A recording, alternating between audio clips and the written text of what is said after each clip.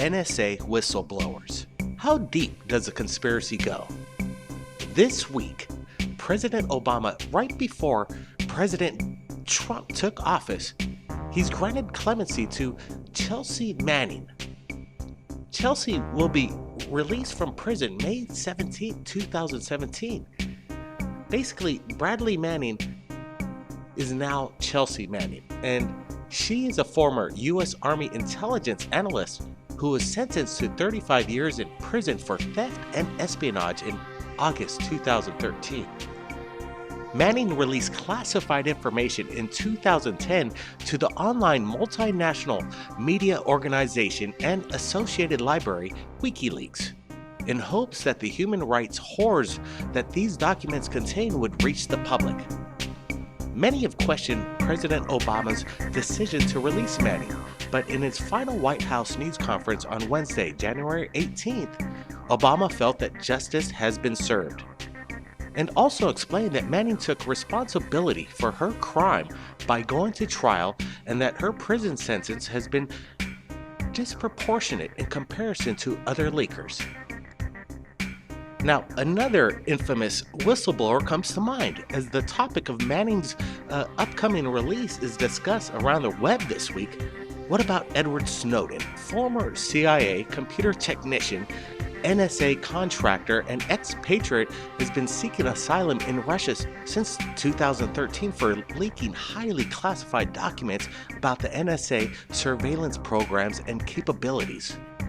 Many questions are being asked as to why Manning has been released, but Snowden hasn't been offered any sort of pardon or clemency.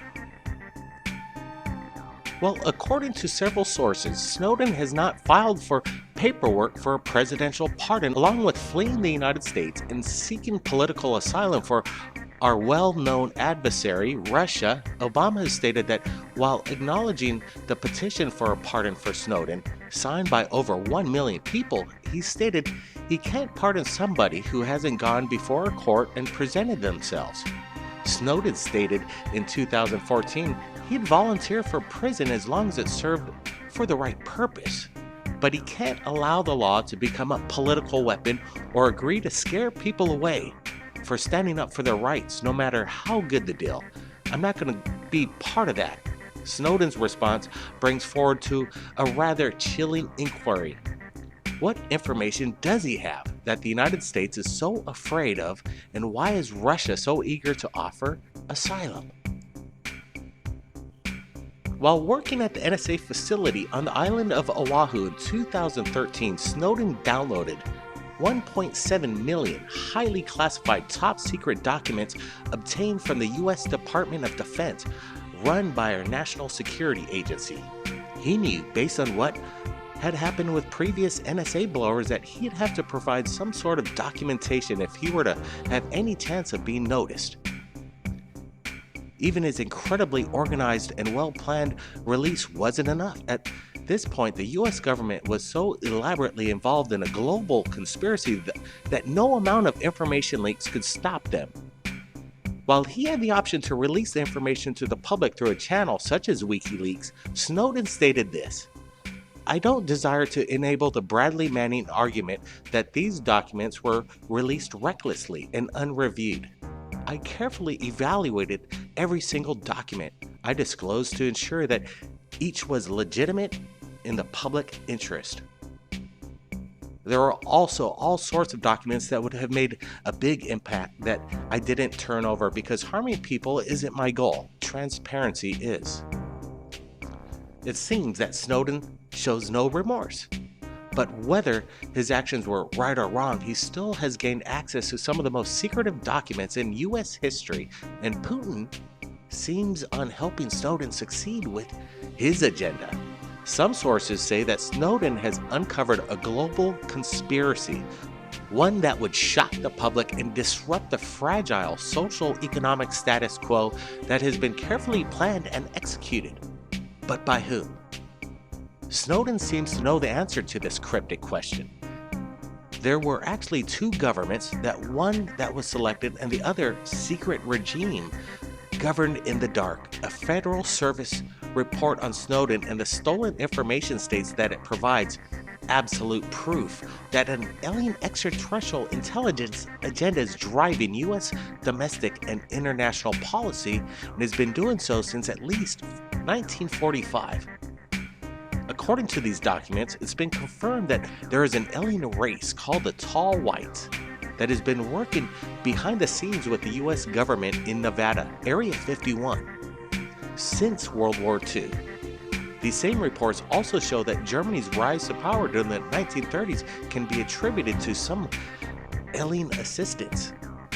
The agenda being implemented by the secret regime under the control of the Tall Whites ruling the United States calls for the creation of a global electronic surveillance system that can hide all true information but their presence here on Earth as they enter into the final phase of their end plan for total assimilation and world domination.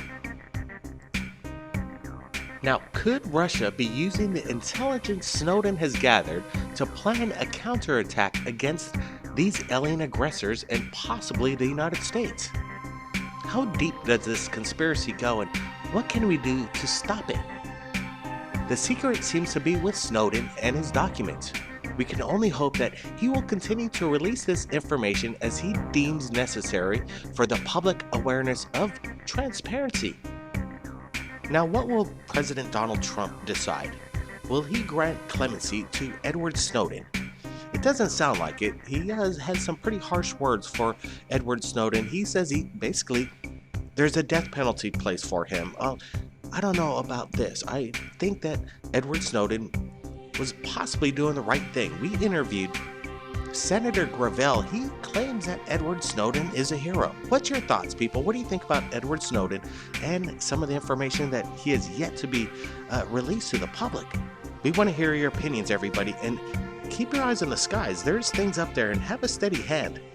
And if you've captured anything amazing, submit it to us right here at Third Phase of Moon. My email is in the description below.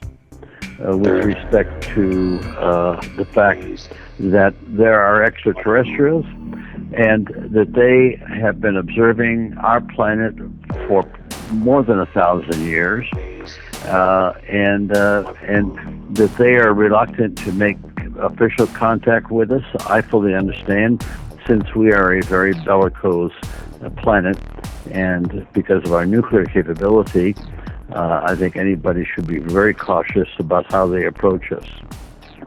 Wow, this is Blake Cousins. Welcome to Third Phase of Moon, Mr. Senator Gravel. This is basically, we consider certain radio shows a regular radio show, and then we consider some historic. And we've had, Edgar Mitchell, Third Mission to the Moon, and a nuclear physicist, Stanton T. Friedman. We consider those historical, and being with the Senator on Third Phase of Moon is historical in our opinion. So again, welcome. Thank you. Thank you for your kind words. Hey, let me get to this question. And you were also saying about this vast universe. I think it's mathematically impossible to deny through mathematics that there is life in the universe. It's too infinite and vast not to be that certain fact.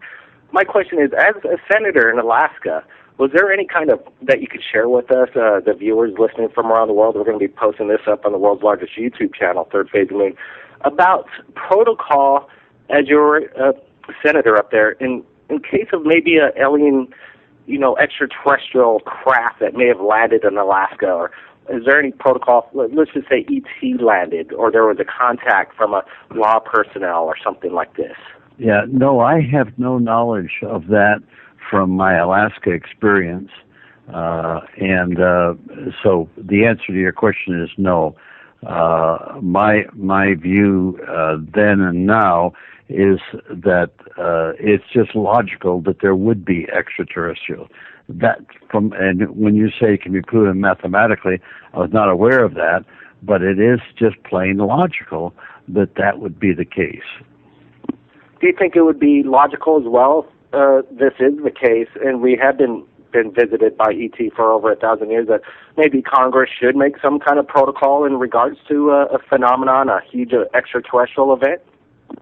Well, in my mind, both the administration and primarily the Congress should, one, acknowledge this possibility and set up or fund the UN committee that was created some time back, fund that commission to go ahead and pull in all the data, not only from the United States, but worldwide, and to monitor this activity worldwide and report the results of this investigation and this monitoring to the public worldwide, not just the United States.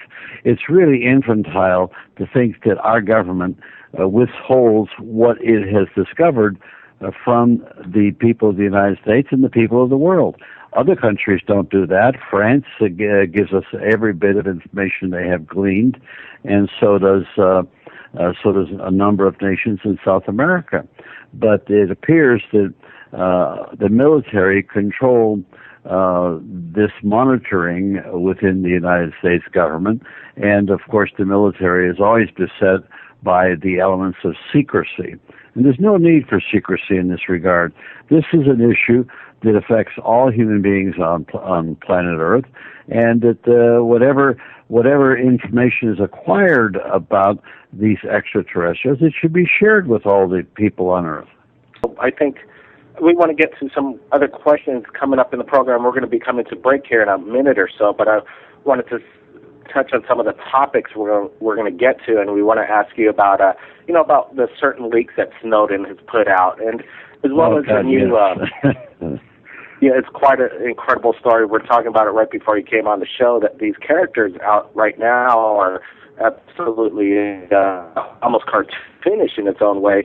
The power these individuals have are quite amazing, and what's going on in this world seems almost like a narration, a play, almost like a play being played out for the people in a way that we can understand, and that's the way they want us to understand. So these are some of the big questions we're going to be getting into, but I also wanted to ask, while you're a senator, and we're probably going to have to save this for a break, but you were aware of Area 51, but just 6 months ago, just recently, they just announced that publicly the CIA acknowledges that it did exist. Well, did you have any inclination or fascination about what was going on in there? And as a senator, did you have any right to, maybe visit Area 51? Yeah, I recall going to the area, or let's say driving through the grounds. I didn't go into any hangars or anything like that, but driving through it. I forget the reason why. I think I was taking a flight on a jet that the Air Force had arranged, and we flew out of the air base there. And so I don't recall beyond that. I do recall that during that whole period, I was so upset with the Vietnam War and that's really what really floated my boat as terms of interest. And so I don't recall getting involved deeply in other issues other than trying to stop the war. We were killing thousands of people, including our own soldiers, needlessly, and that's really what upset me, and what was the watershed period of my awareness of governance. Wow. Let's get to Snowden. Snowden's been world famous this past year, leaking U.S. secrets that he obtained from the NSA. There are people in the top administration that say they want to bring him back and prosecute, and then there's others that are talking maybe a possible negotiation, basically plea deal. He's looking for basically he's looking to come back to the U.S., but he doesn't want to be prosecuted. He wants to have his charges dropped. What do you think the case with Snowden? Well, first off, I think you ought to stay away from the U.S. There's no way he would get fair treatment from the government, from our judicial system. And, of course, what he's done is not committed a crime. These hawks who defer to the military-industrial complex are all upset because he's showing how venal these policies are and the venality of the secrecy involved. Now, Snowden, in my mind, is a great hero. What he's done far exceeds what Daniel Ellsberg did and what I helped Daniel do in the release of the Pentagon Papers. Because what he's revealed is the ongoing secrecy and the ongoing crimes committed by the government. Now, remember that the Pentagon Papers showed that 3 presidential administrations, and then subsequently 4th, lied to the American people about what was going on with respect to the Vietnam War, our invasion of Cambodia and Laos. So all of those were lies. Now, those lies continue. That's the problem. After all of the risk that Dan took and I did at the time, it turns out that these lies continue, and we see it now with Snowden's revelations. And if there's people talking about, well, we'll treat Snowden properly and give him a fair trial, well, look what happened to Chelsea Manning. No way did he get a fair trial. And so if they want to prove that they'll be fair on the subject of reporting malfeasance in government, then they ought to pardon Chelsea Manning, and get him out of jail. And then if they do that, then maybe there is some confidence that there would be a fair treatment of Snowden were he to return to the United States. I think the best setup for Snowden is to get over to Brazil, and I think that's being negotiated.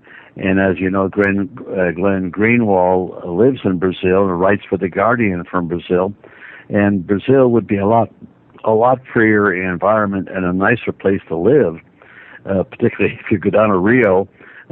It's not too shabby. And so I think Snowden has earned the right to go enjoy life in Brazil and to work with Glenn Greenwald in slowly revealing all of the information that they presently hold.